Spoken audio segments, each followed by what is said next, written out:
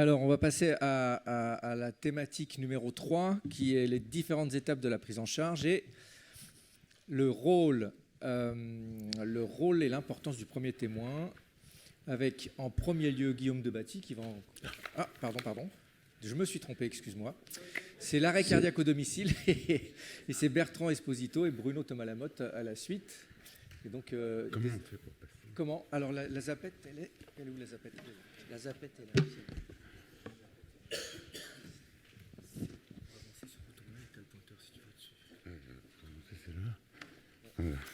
Oui. Bon, d'abord, je voudrais vous remercier de m'avoir invité. J'étais un peu ému ce matin de voir autant de médecins, de professeurs, de spécialistes de la santé, etc. Moi qui ne suis que le président d'une société complètement en dehors en fait, de ce monde, mais pas tout à fait. Et je crois que dans la question qui est posée de savoir comment on peut développer l'installation de défibrillateurs, je voudrais partir d'une petite histoire. Je vais être très court, hein, rassurez-vous. Mais une petite histoire qui m'a touché. J'étais en Normandie un dimanche, je dînais chez de la famille, et puis à un moment donné, on entend des cris, et on voit une femme affolée venir vers nous. C'était la voisine, on la reconnaît, et elle nous dit « Venez, Pascal, donc, qui était son mari, 38 ans. Ça va pas, donc on se dirige en courant vers la maison. On voit cet homme à terre, hein, et on voit le petit garçon de la famille qui nous regarde avec des yeux, j'oublierai jamais ce regard, et qui nous dit il faut faire quelque chose. Et là on est complètement démunis. On sait un peu faire un massage cardiaque, mais c'est pas, on a appris ça il y a très longtemps. Donc on commence un massage cardiaque, mais on n'avait pas de défibrillateur, et le temps que les secours arrivent, eh bien, ce voisin était mort. Et ça, c'est quelque chose que j'ai trouvé insupportable, parce que j'avais été aux États-Unis quelque temps auparavant, et j'avais vu qu'aux États-Unis, on avait cet appareil que je ne connaissais pas. Je m'étais renseigné, on m'avait dit c'est un défibrillateur cardiaque. Et donc, je m'étais renseigné pour savoir à quoi ça servait. Et quand on pense au prix de cet appareil, par rapport à des super écrans de télévision, etc., qui ne vont pas vous sauver des vies, au contraire, qui vont peut-être provoquer d'autres maladies parce que vous allez rester planté devant votre télévision. Je me suis dit, c'est pas possible, il faut absolument qu'on fasse quelque chose. On ne peut pas laisser ce petit Paul comme ça, cette mort atroce, alors qu'on aurait peut-être pu le sauver. Il se trouve qu'il y a eu autopsie après et qu'effectivement, on peut penser, d'après ce qu'ont dit les médecins légistes, qu'on aurait pu le sauver si on avait pu le défibriller. Et donc, je me suis dit, moi qui suis administrateur de biens, syndic de copropriété, alors quand on dit le nom, souvent on me dit syndic de copropriété, mais quelle horreur. Ben, je me suis dit, on a un rôle à jouer, puisque on a rencontré donc tout à fait par hasard des gens. Louis d'Orange est dans la salle, Louis et Xavier, qui est après devenu notre partenaire Sérénis. Et je ne les remercierai jamais assez de tout ce qu'ils ont fait bénévolement pour nous et ce qu'ils continuent à faire, parce qu'il n'y a pas que le côté mercantile dans cette entreprise. Et puis on s'est dit, il faut qu'on fasse quelque chose. Et puis on a rencontré Xavier Jouven, qui gentiment a bien voulu nous assister, et a dit oui, mais le problème, ça va être aussi d'avoir un appareil. Si vous devez appuyer dessus pour que les résidents des immeubles le fassent, c'est pas sûr qu'ils vont franchir ce cap d'appuyer sur le bouton pour déclencher un choc électrique, parce que c'est vrai qu'un choc électrique, ça peut être choquant. Enfin, choquant, oui, c'est le cas de le dire. Et donc, on a rencontré une société, moi j'ignorais tout ce monde des défibrillateurs, la société Zoll, pour ne pas la nommer, qui a accepté de fabriquer à l'époque, parce que c'était il y a 15 ans, un appareil entièrement automatisé. Et on a pu donc nous lancer dans cette aventure. Cette aventure, quelle a-t-elle été? Eh bien, ça a été de dire, puisque nous gérons, alors pour notre compte, 1500 résidences, 100 000 logements, eh bien, on va pouvoir installer des défibrillateurs dans les immeubles, puisque Xavier Jouven nous avait dit 80% à peu près des morts subites se passent sur le lieu d'habitation. Donc vraiment, on a un rôle à jouer. Et on s'est dit, il faut qu'on équipe les immeubles. Et on a réussi à installer donc... et je vais vous dire comment et je vais vous dire pourquoi, ce qu'on peut faire après, parce que c'est aussi le sujet de ce moment. On s'est donc lancé dans cette aventure qui a été de dire on va en installer le plus possible. Alors, en installer, juste pour avoir le plaisir de dire j'ai installé des défibrillateurs, c'est pas à vous que je vais l'expliquer, mais ça ne servait à rien. Et puis, il fallait motiver un peu les habitants, parce que même si le prix n'est pas important, eh bien, il fallait quand même qu'ils s'engagent dans cela. On s'est heurté d'ailleurs à beaucoup de réticences, notamment des médecins généralistes à l'époque, qui étaient résidents aussi de nos immeubles, qui disaient mais c'est n'importe quoi, les résidents vont jamais savoir se servir d'un défibrillateur, il faut absolument pas en installer. Et puis nous on a continué avec notre volonté, je racontais toujours l'histoire du petit Paul, et on faisait des rassemblements dans nos immeubles qui étaient quand même un moment convivial pour dire eh bien voilà, on va faire autre chose que de parler des charges qu'on vous envoie tous les trimestres, on va se rassembler, on va faire une initiation aux gestes qui sauvent, et puis on va passer un moment à vous raconter cette histoire et à dire bah voilà, peut-être que je ne souhaite pas, mais en tout cas, si vous êtes confronté à ce problème, eh bien, on va vous expliquer comment vous en servir, mais aussi toute la chaîne des secours que vous connaissez par cœur, et notamment le massage cardiaque, etc., etc. On a d'ailleurs par la suite rencontré Paul Dardel pour le Bon Samaritain, et ce qui nous a permis également d'inciter l'ensemble de nos clients à devenir des bons samaritains et à participer à la chaîne de secours dans leur immeuble, mais pas seulement, puisqu'ils peuvent intervenir également à l'extérieur. Alors, je ne vais pas continuer, je pourrais vous raconter des anecdotes croustillantes sur ces moments fabuleux qu'on a passés le samedi après-midi, le dimanche, bénévolement avec Sérénis en train d'expliquer comment on faisait un massage. Puis on avait, moi je trimballais un mannequin dans ma voiture qu'on appelait Bob, et puis Bob m'accompagnait partout pour dire si on appuyait assez fort ou pas assez fort.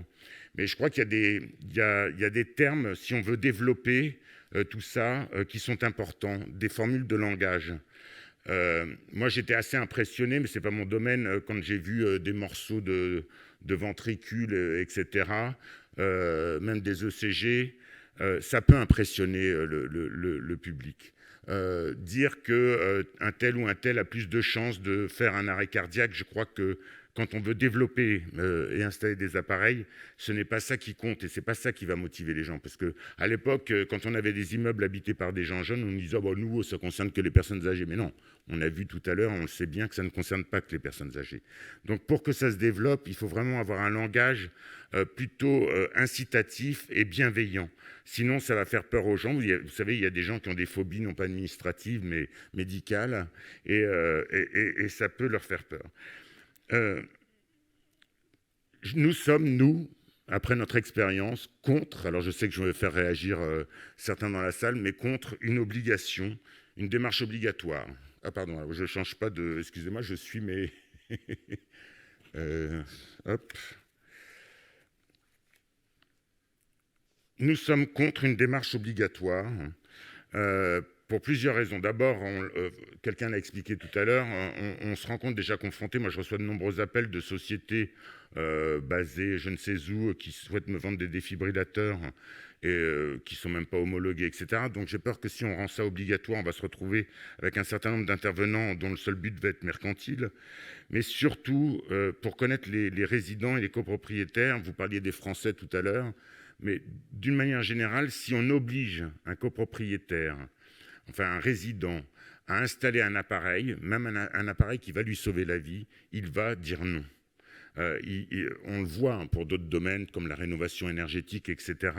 Donc je crois que ça serait une profonde erreur que de l'imposer. D'ailleurs, prenons comme exemple l'extincteur. Vous voyez que l'extincteur est obligatoire. Je vous mets au défi de demander à un résident dans un immeuble d'aller chercher un extincteur et de l'utiliser. Vous verrez qu'il ne sait pas s'en servir. Il ne sait même pas le dégoupiller, etc. Et ça, c'est l'exemple parfait qui démontre que de rendre obligatoire quelque chose, ça va avoir un effet contraire. En revanche, On a des pistes pour améliorer ce déploiement et améliorer l'adhésion des uns ou des autres.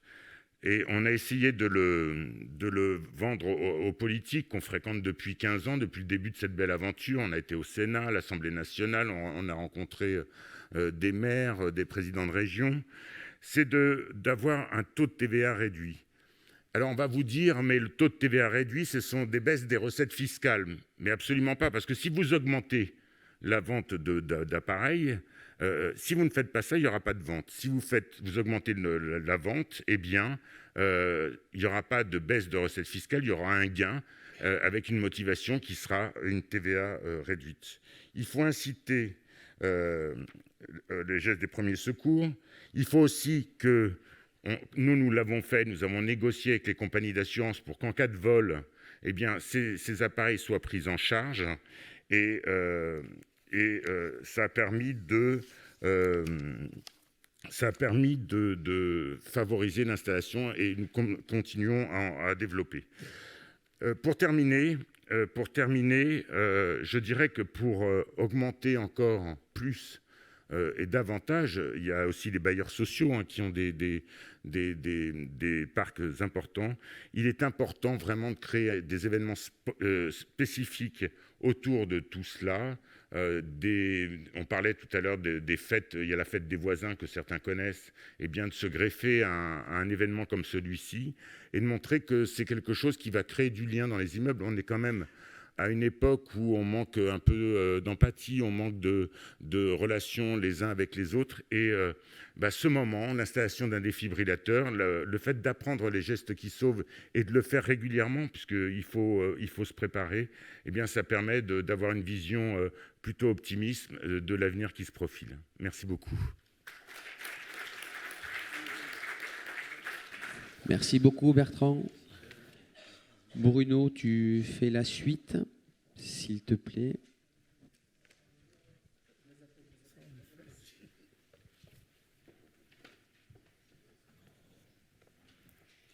Bon, je dirais deux choses pour commencer. La première, c'est merci à Louis d'Orange qui m'a dit d'inviter M. Esposito, que je ne connaissais pas. La deuxième, c'est que nous ne nous sommes pas concertés. J'ignorais ce qu'il allait dire et il ignorait ce que j'allais dire. Mais vous allez voir qu'il y a quelques points communs, même beaucoup plus que ça.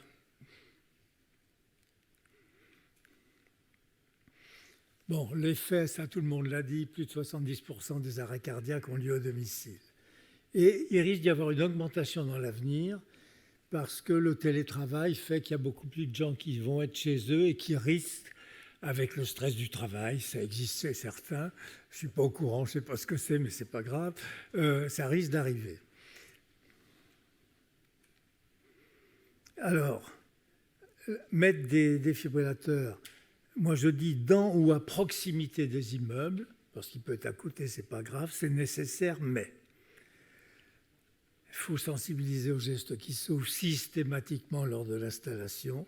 Il faudra faire des injections de rappel, c'est ce que nous a dit ce matin, on a vu au niveau de la formation. Il faut impliquer responsabilité le conseil syndical, bien sûr, le syndic ou le bailleur social.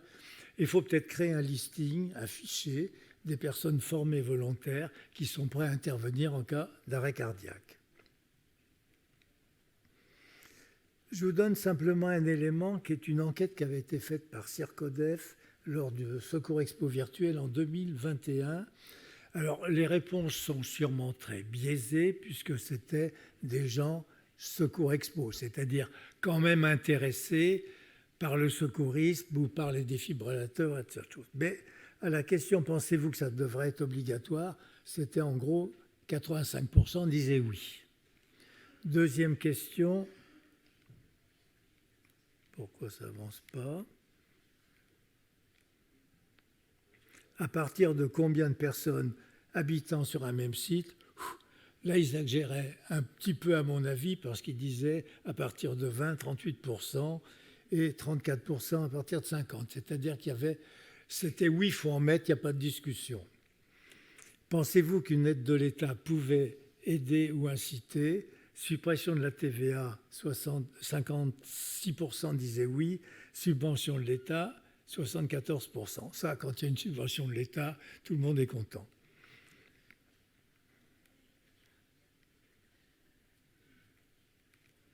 Alors, hop.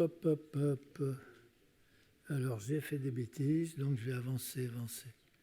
Je suis quand même pas doué avec ces trucs-là, moi.